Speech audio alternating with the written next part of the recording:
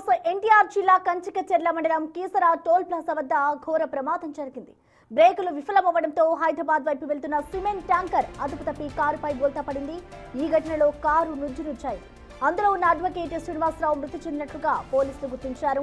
అతి కష్టం మీద క్రేన్లు, జేసీబీ సాయంతో కారు మీద పడిన ట్యాంకర్ను తొలగించారు.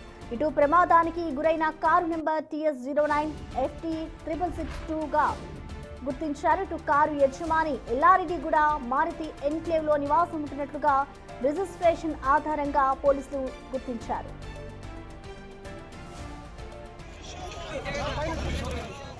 ప్రెజెంట్ వరకు చూసుకోవచ్చు. ఇటు ఎన్టీఆర్ జిల్లా కీసర టోల్ ప్లాజా వద్ద ఘోర రోడ్డు ప్రమాదం చోటు చేసుకుంది.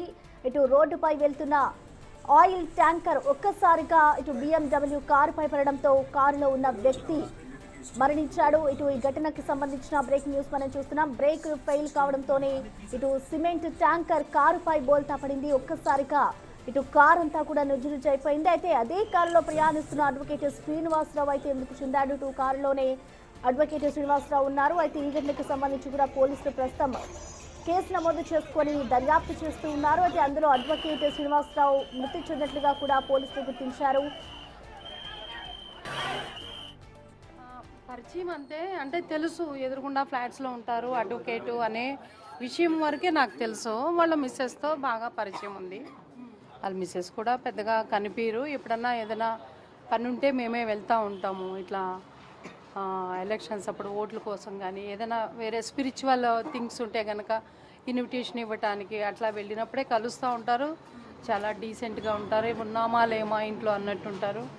ఆయన మాత్రం ఉదయం అడ్వకేట్ కాబట్టి ఉదయం వెళ్తే సాయంత్రం వరకు రారు కాబట్టి మాకెవరికి పెద్దగా టచ్లో ఉండరు. ఒకటే అమ్మాయి అండి. ఎన్ని సేఫ్టీ ప్రికాషన్స్ ఉన్నా సరే మన సమయం భూమి మీద అయిపోయిందంటే దానికి ఇంకేం లేదు అని చెప్పి ఒకసారి అట్లనే ఒక యూత్ ఒక అబ్బాయి ఇంకా పెద్ద వెహికలే ఎగిరి ఇక్కడే జూబ్లీహిల్స్ రోడ్ నెంబర్ 47లో పిల్లర్ని గుద్దుకొని చనిపోయినాడు. నారాయణ కాలేజ్ వాళ్ళ అబ్బాయి. అది చాలా చాలా సేఫ్టీ ప్రికాషన్స్ ఉన్నాయి దానికి. వచ్చిన సమయం అయిపోతే ఏది కూడా తీసుకుని వెళ్ళిపోతుంది అంతే, వాళ్ళ పని అయిపోయింది అంటే కనుక.